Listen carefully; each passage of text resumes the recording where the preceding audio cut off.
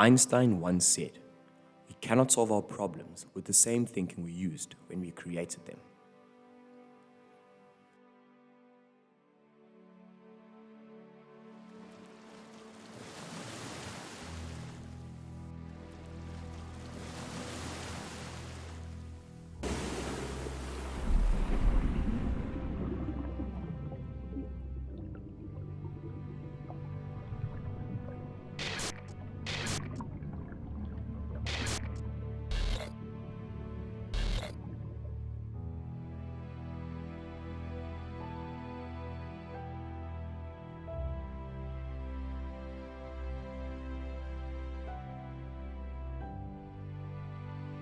Endless, and marine ecosystems are suffering. More than half of the world's marine population, a species may be on the brink of extinction.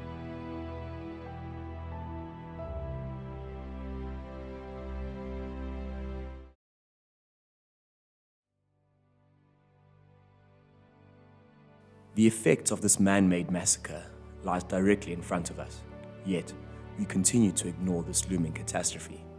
Have we considered what the future beholds to humanity? In the meantime, the human race will watch as one of the most important and beautiful phenomena in the history of the planet ceases to exist.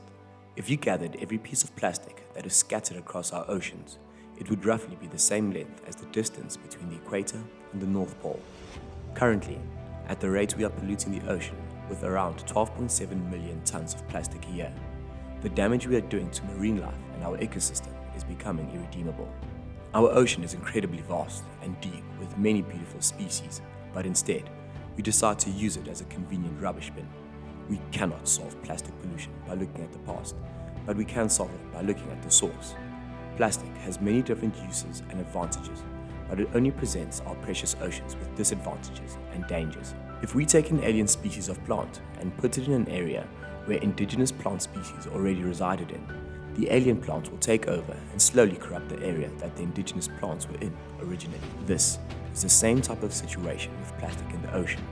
It needs to be removed. The process of single-use plastics being dumped into the oceans is very simple. For example, the journey of a plastic bottle, a very common object found in the ocean, begins with the extraction of raw materials.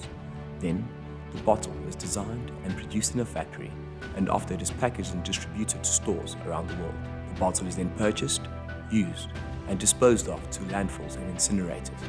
However, not every single bottle follows this cycle, and this is how plastic begins to pollute our oceans. Since plastic is lightweight, it often is blown away on the way to the landfills.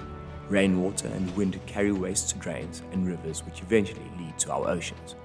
Plastics slowly start to decompose into microplastics, which breaks into the marine food chain and heavily damages sea life. It is extremely common for marine animals to mistakenly consume these dangerous chemicals and can cause these animals to die from starvation. Many species of fish that carry this plastic in their digestive system are caught by nets on deep-sea fishing boats and are channeled into the food market.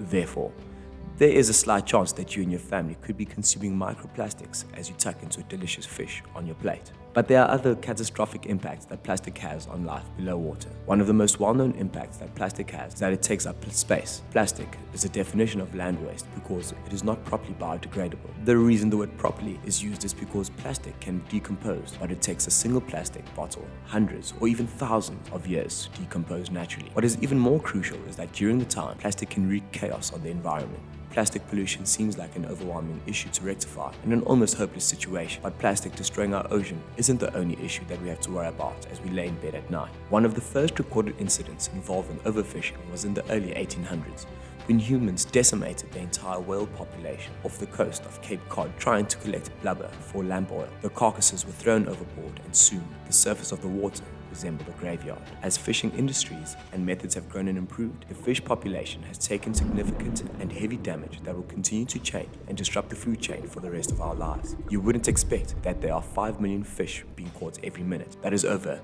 2.6 trillion fish being caught each year. If you decide to take this into account, the idea of overfishing becomes quite frightening. One of the main reasons why overfishing is hard to prevent is because it is often done on a small scale. Many remote and coastal villages rely on fishing to put food on their plates. The village fishermen are forced to exploit fishing areas and are resorted to squeezing the small. Poaching is also a major issue for protection officers and law enforcement, as the poachers are better equipped and are experts at traversing the coast and hiding from authorities. Poachers often spend days out at sea catching their prey and concealing themselves from the coast guards.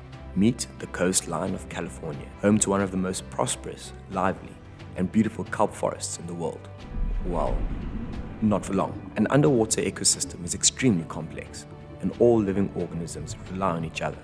One mistake or freak coincidence involving a species of fish will cause the entire ecosystem to collapse. The Californian sheep's head plays a crucial role, for example, in maintaining the health of kelp forests. With large and prominent teeth, the sheep's head feeds mainly on crabs, lobsters, and other hard-shelled organisms. However, this type of fish mainly feeds off sea urchins, the main threat to kelp forests. As overfishing has taken its toll on the surrounding waters, the population of Californian sheep's head has decreased, and the population of sea urchins has skyrocketed, spreading across the ocean floor like a parasitic virus. Normally, sheep's head, along with otters, regulate the spreading of these urchins, thus preventing them from causing damage. But as the species are looking closer to extinction, the otters have been abandoned in this crucial fight. The sea urchins mainly target and hunt giant kelp along the coast. They latch onto their prey and eat away at the base of the kelp, destroying the homes and habitats of many underwater creatures. This is just one of the many examples on how overfishing is destroying our precious environment. Imagine a world where there is no blue, a world without fish, a world without an ocean.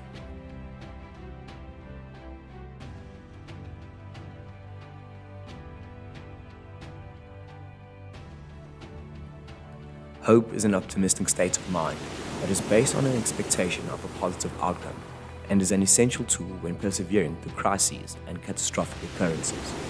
The act of transitioning hope into initiative action can create better methods of problem solving to maintain and improve the ecosystem and the environment surrounding us. Marine protected areas were born out of that hope for the chance of redeeming the damage done on our oceans in previous decades and centuries. MPAs are sections of the ocean where the government has placed limits on human activity. Due to the lack of human interference, the ecosystem is given an opportunity to regenerate and prosper, potentially boosting the quality of life in surrounding non-protected areas. MPAs are almost equivalent to the chopping down of alien trees to help save the already existing environment. Marine protected areas help the marine environment to sustain fisheries, ensures that the marine environment is working efficiently, and it also helps by protecting the vast range of the marine species living within that area. Marine protected areas can also be another gateway for employing those that are A, willing to protect our ocean, and B, that are unemployed. There are managers that make sure that the area is healthy and thriving with life, while there are those who monitor fisheries sustainably so they can track the conditions of the marine population and the ecosystem to understand how they change over time. MPAs have been created to provide safe spaces for fish to spawn and provide nursery areas for young fish. This creates an atmosphere for different fish species that have been badly exploited to have a chance to reproduce undisturbed. Not only does it create a protected atmosphere for species, but it can provide resilience to the entire ecosystem. Critical problems such as climate change, which can increase ocean temperatures, have already put ecosystems at risk. However, without the stress factor of human economic activity, ecosystems have a high chance of recovery and adaptation. Marine protected areas are a solution to some of the catastrophic damage mankind has inflicted on our ocean, but it won't be enough to completely solve this crisis. Even if it is not a threat to some now, in the future, it will be affecting all of us. All you have to do is start acting, whether that is being mindful of not littering, or going to the beach and collecting plastic, donating to organizations who are dealing with overfishing, or simply trying to implement marine protected areas. Think of it as a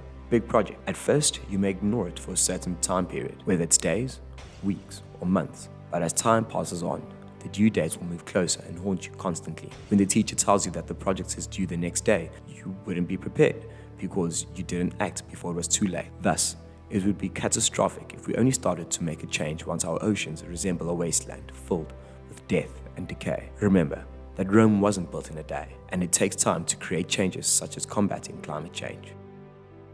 That is why we must come together and fix the mistakes and errors caused by previous generations.